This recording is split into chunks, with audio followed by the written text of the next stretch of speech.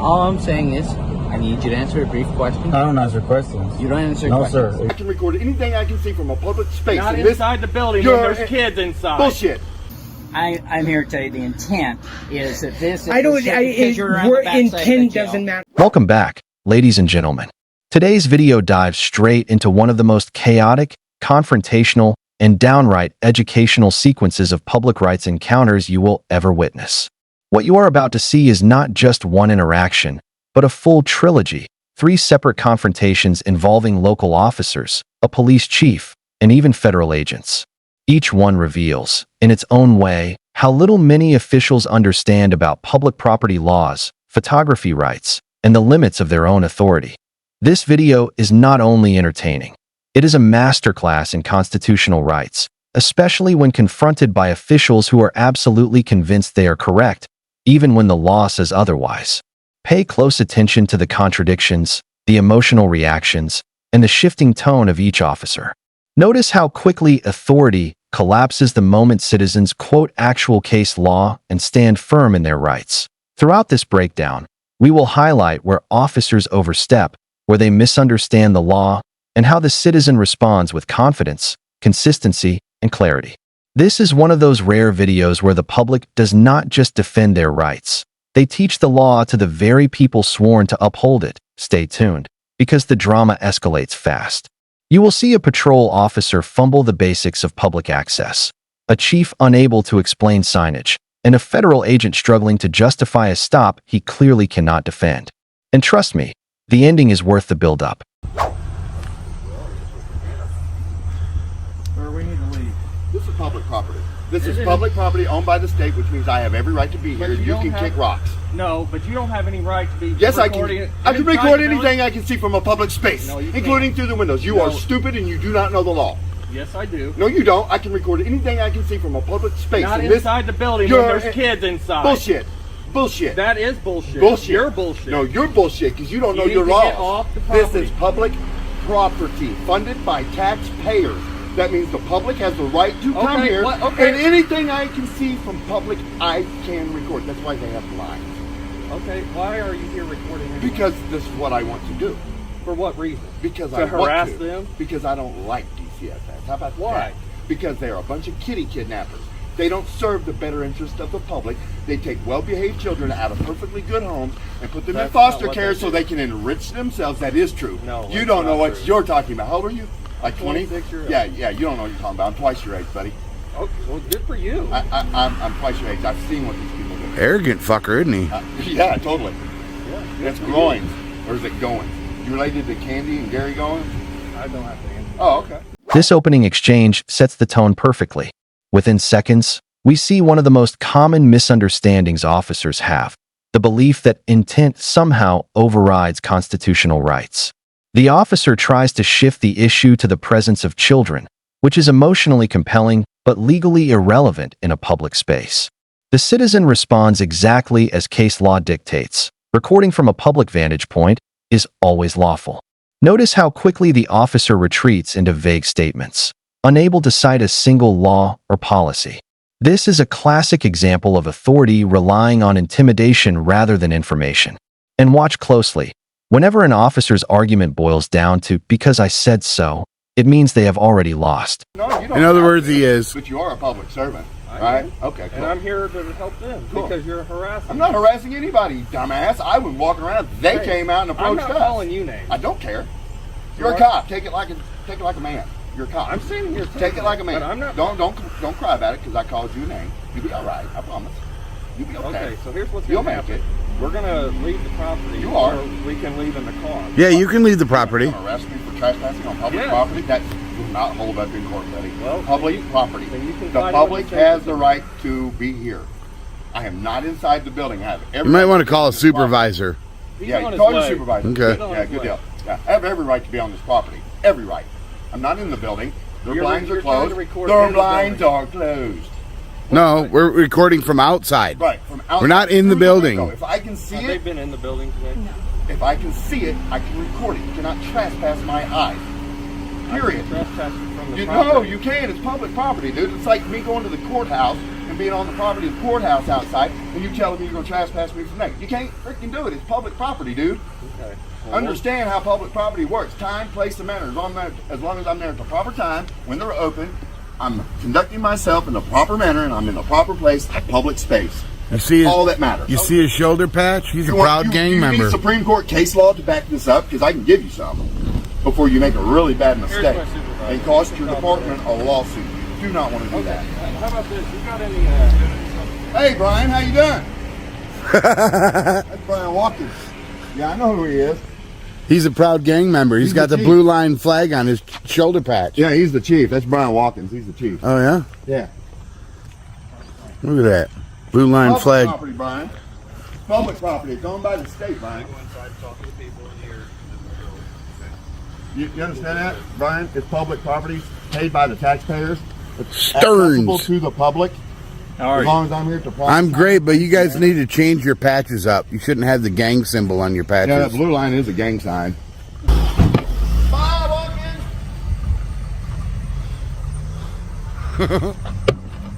The drive of shame. The drive of shame. And the chief leads the parade. Here we reach the heart of the dispute: public property and recording rights. The officer insists the citizen doesn't have the right to record, yet cannot articulate why. Meanwhile, the citizen delivers the precise legal standard: anything visible from a public space is fair game. What's fascinating is the emotional escalation.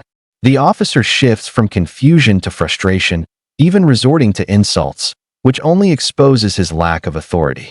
The citizen stays grounded in law, repeating established principles like, "You cannot trespass my eyes," which is absolutely correct. This mismatch, emotion versus law, is why these confrontations happen so often. The officer argues feelings. The citizen argues facts. Clip 3. The dynamic shifts dramatically once the supervisor arrives. Watch how quickly the previous officer backs off once higher authority steps in, a common sign they were unsure of their position to begin with. The citizen's approach also changes. Now he emphasizes the potential legal and financial consequences of violating constitutional rights. Mentioning lawsuits and Supreme Court rulings often gets supervisors' attention far faster than debating junior officers. Also pay attention to the subtle tactics. The chief never actually cites law, never disputes the citizen's rights, and instead tries to redirect the conversation. This is classic damage control. When officers cannot defend their actions legally, they switch to protecting the department. Howdy, guys. How are you doing? I'm well. How you doing? Doing good. All right. Chief Butcher. Chief Butcher, nice to meet you. Nice to meet you. How you doing? I'm doing well, thank Good. you. Oh, Yeah, help you. nope, I got it. I'm good. Hey, but this portion right here is a restricted area. No, it's not. Where was the sign saying that? It's right up there where you come down. Yeah, that says vehicles only. Okay, it also says restricted personnel only. No, it So, doesn't. Yes. You go show me here. And please, go ahead. All right. I'll follow you. Oh, we'll walk beside you, bud. I don't Oh. like people walking at my back. Yeah, well, I know how that goes. Yeah. So I saw that it said vehicle restriction, not personnel only. Authorized personnel only. And that's a visiting center there. So I It walked is. through it that way. That parking lot is. This portion is not, though. Oh. Well, we'll take a look at this. See, I saw these, no trespassing, which is obvious. You can't hop the fence, Yeah, right? don't climb the fence. Now, I got a question. Yeah. Up here it says 120 feet. Uh-huh. How can that be possible on a street? It's a known distancing that we use for measuring things like such as radars and stuff like that. There's another sign up there. So this is a known distance, 120 feet. Which is known distance from what? There's a marker. There used to be Oh. a marker up here.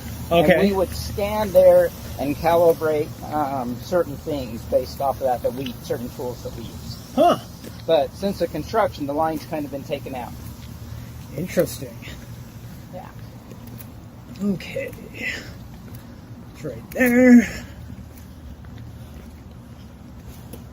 I used to work here, Did you? over at the JYS here, and I've been all around this building. I know there's no signs. Authorized Okay. personnel. Parking only. Okay. Parking only. So I'm not parking. I'm walking, correct? You are. Okay, so you can't tell me that I'm violating anything there, right? Okay.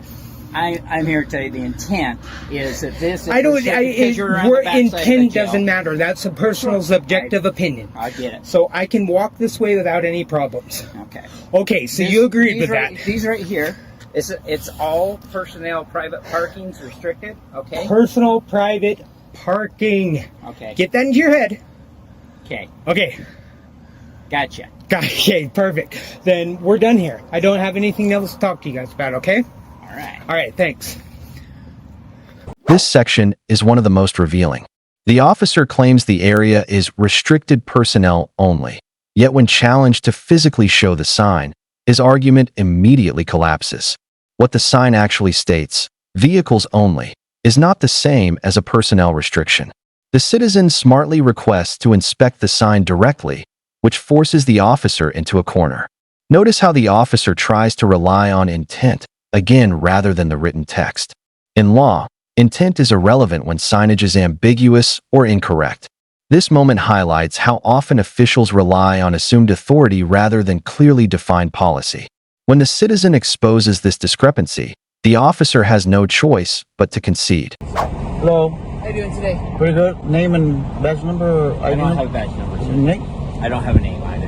What do you mean you don't have a name? As a federal officer, I'm not required to give you my name. I can tell you that I'm a board patrol agent here with Laredo North, and all I'm doing is a brief immigration inspection. This is simply because when you went around the west access in this vehicle with this type of trailer, you've given me some sort of reasonable suspicion. That being, we've had recent cases with vehicles of this type, so I'm just here to conduct a brief immigration inspection. Once I finish that, send you guys on your way. Have a great day. Is it illegal to circumvent the checkpoint? No, it is not. But it is reasonable suspicion to circumvent the immigration checkpoint, and especially in a vehicle of this type, where I just said we had multiple cases of human smuggling with vehicles of this type hauling trailers. That's why I'm asking for a brief immigration inspection. Do you know how many times I circumvent the checkpoint? A number of times, I'm guessing, so it happens more than once. So, At this point, am I being detained? no, you're not. Oh, sir. How are you doing today? Do you know why I stopped you today? I don't. Do you mind rolling down the window a little bit? No, that's fine. Okay. All right, sir.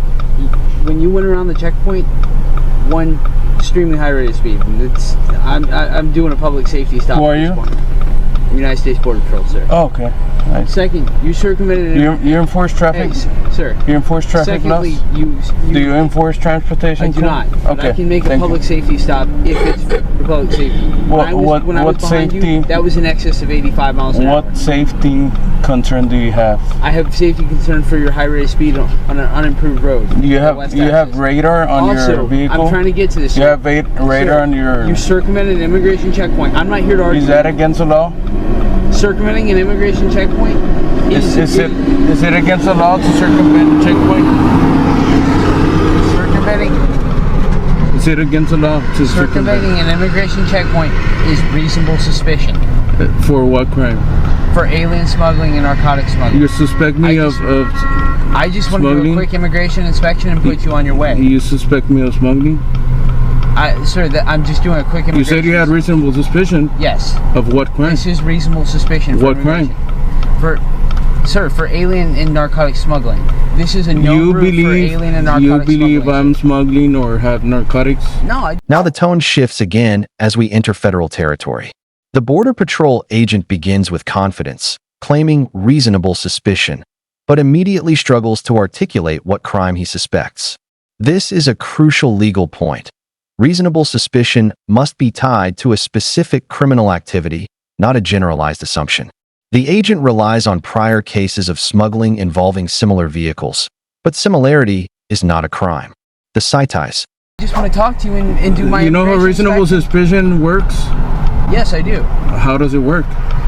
Simply, we have to have reasonable suspicion to stop a vehicle. For what? Reasonable suspicion of what? Of a crime? Of a crime. What crime do you suspect me of committing? Narcotics and alien smuggling. You suspect I have narcotics? Sir, that's why we're doing the investigation right now. Well, you can't pull over people because you have a hunch. Yes, it's not a hunch, sir. It's reasonable suspicion. What reasonable suspicion you believe? I just told you, sir. Circumventing the objective reasonable suspicion that I committed. Are you a U.S. citizen? I don't answer questions. You don't answer questions. Ma'am, are you a U.S. citizen? She doesn't answer questions. All right. Give me one moment, sir.